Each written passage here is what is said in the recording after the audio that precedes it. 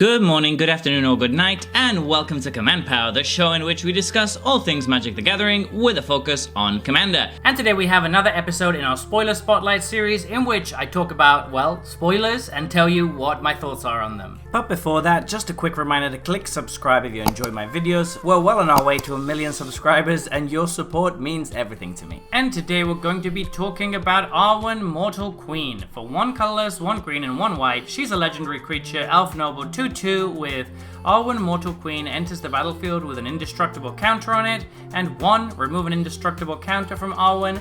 Another target creature gains indestructible until end of turn. Put a +1/+1 counter and a lifelink counter on that creature, and a +1/+1 counter and a lifelink counter on Arwen. So when I first saw this card, I just had one word: proliferate. This is just insanely good in any sort of proliferate deck because you can start giving her extra indestructible counters very easily, and once you do that, she's also going to get lifelink and the other creature's going to get lifelink, and it's just going to be an absolute pain to deal with all of these indestructible lifelink creatures. It seems really powerful, to be honest, and it sounds like the kind of deck that I might end up building. I've only ever built one Selesnya deck before and I didn't really enjoy it that much, but this seems like the kind of build around that is quite interesting. So some cards that will work really well with this effect are, as mentioned, proliferate effects that work well with green. Staff of Completion is particularly good because you can use it over and over. Expand the Sphere is obviously fantastic. You get to ramp twice, so you get to put extra counters on everything. A card that I think is really interesting with Arwen and is obviously going to be one of the best in the deck is Nesting Grounds. That is a really powerful effect with Arwen because once you've proliferated the counters on her, you can start moving the indestructible counters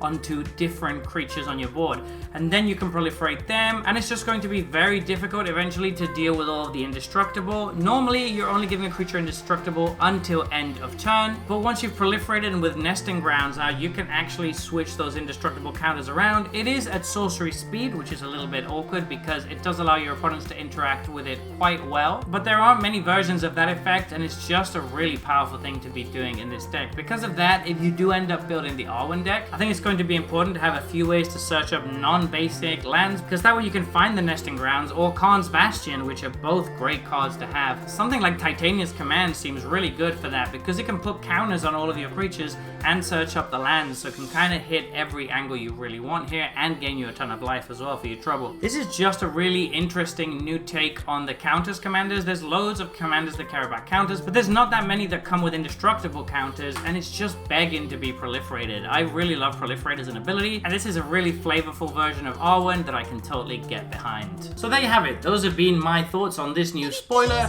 What do you think about this card? Please let me know in the comment section below. I read all comments and respond to all of them too. And if you enjoyed this video, don't forget to click like or subscribe. It really helps the channel. And until next time, take care. Woo!